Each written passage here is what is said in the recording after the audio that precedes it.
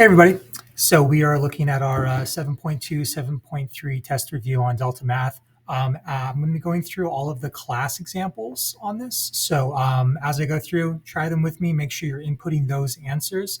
And then if you want to pause the video and try some of the problems and then go back to watching the next example and bounce back and forth, it's probably the best way to do it. Okay, so let's jump in. All right, so the first question here is, giving us a triangle, giving us some congruent parts and asking us to find the measure of an angle. Okay, these problems are really difficult to do if you are not drawing the triangle that they're describing. Okay, so that's the first thing I would do on this is draw. Okay, so first thing, triangle WXY. Let's start by drawing that.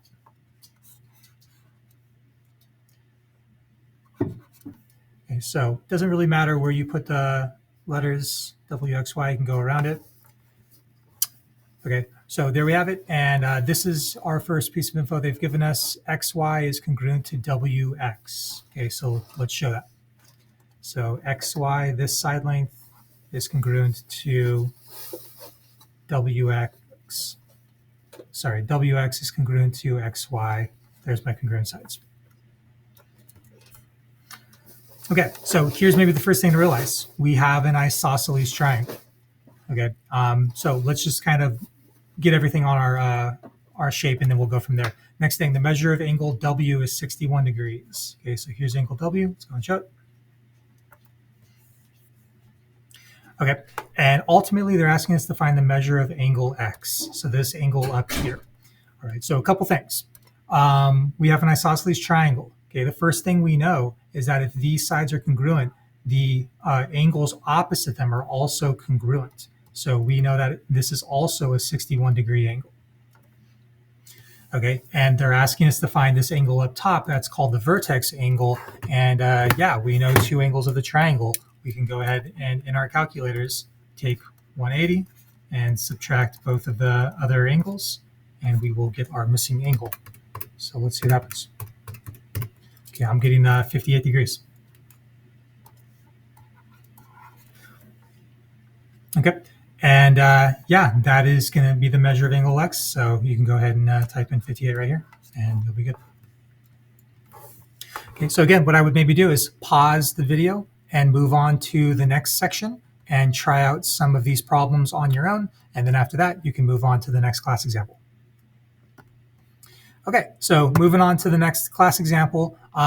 These problems look a lot like the ones we just did. Okay, don't assume they're exactly the same though. Let's go ahead and draw the triangle, get our information on it. Okay, so we have triangle LMN. All right, so LMN. Okay, this is saying that side length LM is congruent to side length NL. Okay, so let's show that. Here is side length LM, and here is side length NL. Okay, so those are my congruent sides. All right, my triangle is kind of on its side when it comes to how we normally see isosceles triangles, but don't let that throw you off. Okay, so, and they're telling us the measure of angle L is 48 degrees. Okay, so this angle up here is 48. Okay, so here's the first thing to realize. If these are our congruent sides, the angles opposite these sides are what are congruent. Okay, so we know angle N and angle M are our congruent base angles. All right, so this is a little different than the last problem. Okay, this is giving us the vertex angle and asking us to find the measure of our base angles. Okay, so how do we do it? Okay, well, here's the idea. We can do the 180 thing still and subtract just 48. Okay, so let's start with that. 180 minus 48 gets us 132. Okay, so 132 is what these two angles add up to. They add up to 132, and they're congruent to one another. They're equal to one another. So the idea is that we can divide this number in half and end up with the measure of both of those base angles. So 32 divided by 2, I'm getting 66. Okay, and that is the measure of both of my base angles. All right, this problem is just asking for angle N. Okay, but we get both of them for free. So there's our answer on this one. Okay. Okay, so when they give you the vertex angle, you have to think of these problems a little bit differently. Okay, so again, I would maybe pause, try out the next section, and then move on from there. Okay, so moving past down to the next class example, exterior angles of triangles. All right, so let me scroll this thing. All right, so this is giving us a triangle, and we're dealing with an exterior angle. Real quick, let me remind you of the rule for this. Okay, here it is. Okay, this is the equation that we're going to be using. The exterior angle equals the two interior angles added together. Okay, and those are the two angles that are not touching the exterior angle. Okay, so with that in mind, let's make some sense out of this.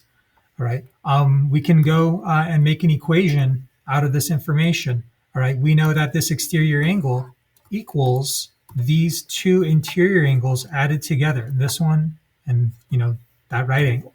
Okay, and that's our equation. That's what we're going to write out. Okay, so we know the exterior angle 115 equals these two angles added together, x plus a right angle is 90, right? Okay, and that's really it. If you can make that equation, you have a really simple problem to solve. We're just going to subtract 90 from both sides. All right, and 115 minus 90, it looks like we're getting 25. So 25 equals x, or flip it around, x equals 25. I'm just going to double check, is that what they're asking for? Find the value of x? Yes, cool. So you can go ahead, scroll down, put your answer in. Okay, so try out some of those exterior angle problems, and we'll move on to some more complicated ones. All right, so jumping down to more exterior angle problems. These problems, first of all, are not giving us a picture, and they're giving us some stranger values. Okay, so first things first, let's draw the triangle that they're describing. All right, so yeah, on your piece of paper, go ahead and do this with me. We have triangle PQR. So I'm going to do down here. Okay, so PQR. Okay, PR is extended through point R to point S. Okay, so let's make some sense out of that. PR, this side length, is extended through R. So they're telling me that this side length is continuing and going through point S. Okay, so I'm going to move R just so it's not getting... Okay, but that's what they're describing right here, basically creating that exterior angle. Okay, so we got some values. First thing, angle PQR is 3x plus 12. Okay, let's find it. PQR, remember that starts at P, goes around Q to R. That's this angle. Okay, so they're giving me this one, 3x plus 12. Okay, it's the angle. I'm going to just put a little line to it in there. Okay, next one, RPQ. That starts at R, goes around P to Q. Okay, that's this one here, is 3x minus 11.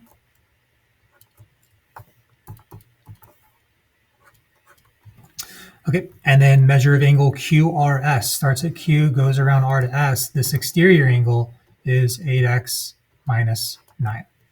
Okay, and then what is the value of x? All right, now that I have this drawn, hopefully you can see what our equation is going to be. We know that our exterior angle, the 8x minus 9, is equal to these two interior angles added together, 3x plus 12 plus 3x minus 11.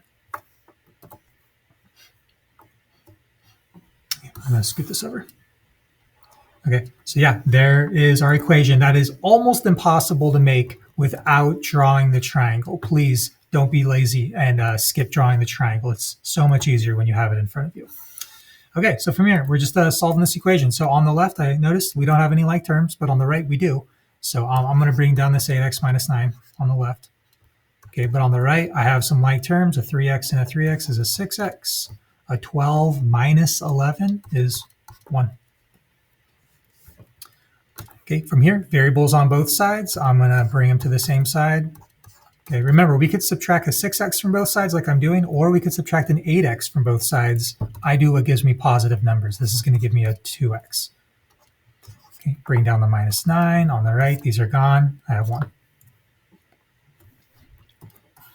Okay, and then, yeah, basically we have our two-step equation, right? We can add 9 to both sides and then divide by that 2.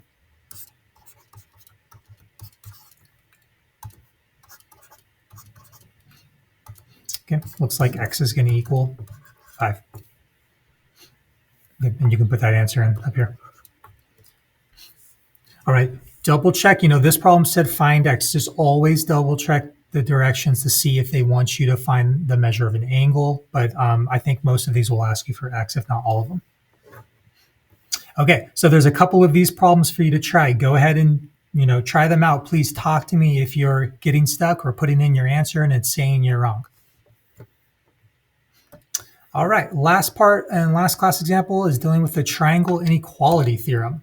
All right, quick reminder on this thing. Let's see. There it is. All right, quick reminder on the triangle inequality theorem. It's this, which basically says the sum of the length of any two sides of a triangle, when I add two sides, is always going to be greater than the third side. Okay, on these problems, luckily these are the nice straightforward ones. Okay, this problem is asking me which of the following set of numbers could represent the three sides of a triangle. Okay, so remember what I'm checking. Okay, I want to add together the two short sides and see if it's greater than the third long side. Okay, and we have multiple choice here. You're going to have to basically just go through and see which one works. All right, so I'm just going to start with the first one. We have 6 plus 8, and we're wondering, is that greater than 14? Okay, well, 6 plus 8 is 14. Okay, so is 14 greater than 14? Nope. Okay, so this one doesn't work. Okay, I'm going to move on to this one. We got 13 plus 20. I'm wondering, is that greater than 34? Okay, 13 plus 20 looks like it's getting me 33. Is that greater than 34? Nope, this one doesn't work. Moving on, let's do this one. 11 plus 14, is that greater than 22? Let's see, that's going to give us 25, right? Yeah, that is greater than 22. Okay, looks like this one works. I, would go ahead and put a dot in this. If I were taking a test, I would definitely just double check the, all of the others. Okay, 13 plus 20 would give me 33. That is not greater than 35. So I'm certain, this would be my answer.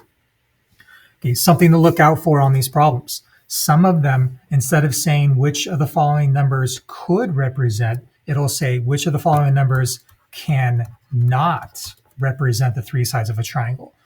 Okay, and there will only be one of them that doesn't make a triangle. Double check your directions when you do each one of these problems. Don't just assume all of them are looking for ones that do work. Okay, cool. So yeah, that's that. Go ahead and keep trying these problems. We'll be helping you out, and good luck on the test. Bye.